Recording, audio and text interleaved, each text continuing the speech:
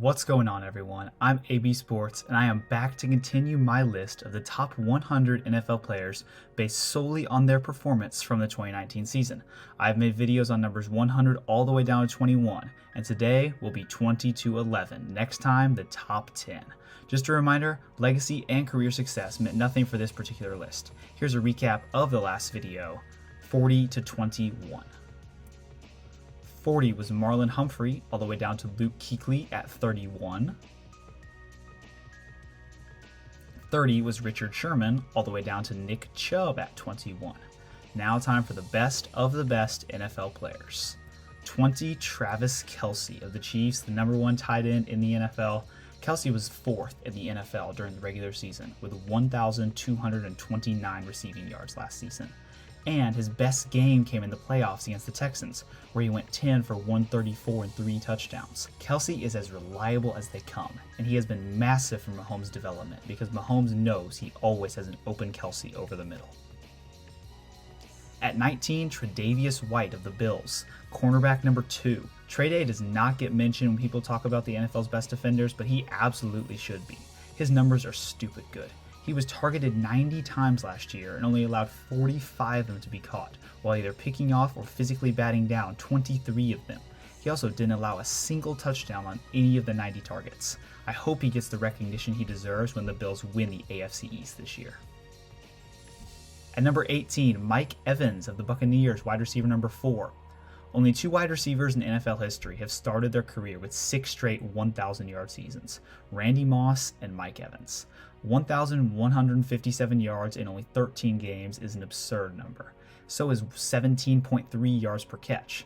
50-50 balls with Mike Evans are like 90-10 balls. He's as big and physical as he is fast, which is the perfect build for an outside NFL wide receiver. Number 17, Texans quarterback Deshaun Watson, the 5th highest ranked quarterback. Watson is a magician. The things he does to escape the pocket week in and week out hardly seem possible. He was 4th in the NFL with 33 total touchdowns, and each one seemed more miraculous than the next. There are very few players more fun to watch than Watson, and I hope he balls out this year to prove that his success wasn't all because of the recently traded DeAndre Hopkins. At number 16, Darius Leonard of the Colts, the top linebacker in the NFL. The numbers Leonard puts up don't make any sense to me. I believe he is the future prototype of an NFL linebacker. He made 121 tackles while only missing 5 in just 13 games. Not only is he the best tackler at linebacker, he's the best pass rushing inside linebacker, as shown by his 5 sacks. The third and quite possibly most important quality of an NFL linebacker is pass coverage, and Leonard wows there too. He only allowed 1 touchdown, got 5 picks, and allowed just a 62.8 quarterback rating. Don't be surprised if Leonard is in the Defensive Player of the Year conversation soon. At number 15, Dalvin Cook, running back number 3 of the Vikings. Before 2019, Cook's career had been riddled with injuries and inconsistency, but this year we finally saw his true potential. He was the engine that led the Vikings all the way to the divisional round. The reason Kirk Cousins was so good off of play action was because everybody was scared of Dalvin on the ground. He put up nearly 1,700 yards and scored 13 touchdowns despite missing a few games. At 14, Drew Brees, New Orleans Saints, quarterback number 4. Brees' efficiency last year was nothing like anything I'd ever seen. 74.3% of his passes were completed, which is unbelievably high. For reference, Derek Carr was second with 70.4%. He also threw 27 touchdowns and just 4 picks in 11 games, which is 2.5 touchdowns per game.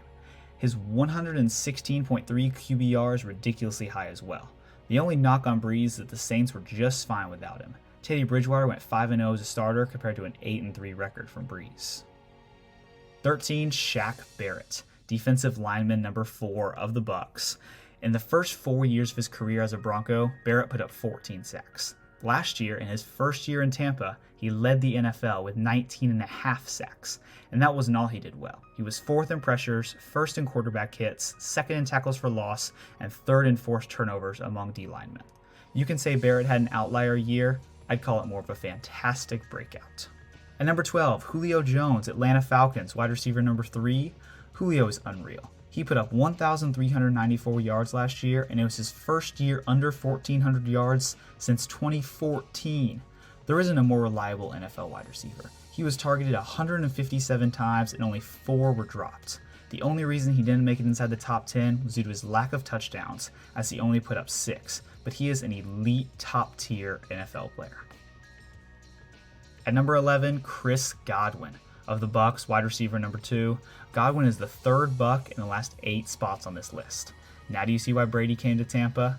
Godwin caught 86 passes for 1,333 yards and 9 touchdowns in only 14 games last year. He was an electric, exciting playmaker who should take on the Edelman role for Brady this year, and Godwin is more talented than Edelman. I didn't even mention his most impressive stat yet. On 121 targets, Godwin only dropped 1. Here is a recap of numbers 20-11.